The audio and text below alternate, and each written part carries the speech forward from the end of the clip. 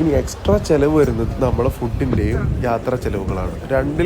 ഒന്നിൽ കൂടുതൽ ഉംറ ചെയ്യുന്നവരാണെങ്കിൽ നമുക്ക് മക്കത്ത് നിന്ന് ആയിഷ പള്ളിയിൽ പോയിട്ട് നമുക്ക് ഇഹ്റാം കിട്ടേണ്ടതുണ്ട്. അതിനൊരു 20 ദിറംസ് അല്ലെങ്കിൽ 15 ദിറംസ്, അത് ഷെയറായിട്ട് നമുക്ക് പോവുകയാണ് ഏകദേശം ഒരു 10 ദിറംസൊക്കെ ആകുമ്പോൾ വരുള്ളൂ.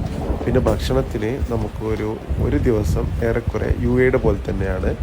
രാവിലെ ഒരു 10, ഉച്ചക്കൊരു 10, വൈകുന്നേരം ഒരു 10, അങ്ങനെ കണക്കാക്കാം. 30 ദിറംസ് ഒരു ദിവസം. അങ്ങനെ ഒരു 10 ദിവസം കണക്കാക്കി ഒരു 300 ദിറംസ്.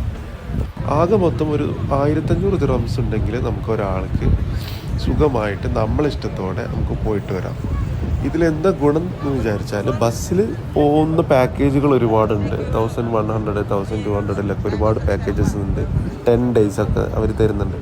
ഇതിൻ്റെ ഗുണം എന്താ വെച്ചാൽ, ഞാൻ പറയുന്നത് ഏറ്റവും പെട്ടെന്ന് പോയി വരാമെന്നുള്ളതാണ്. ഫ്ലൈറ്റ് എടുക്കുക,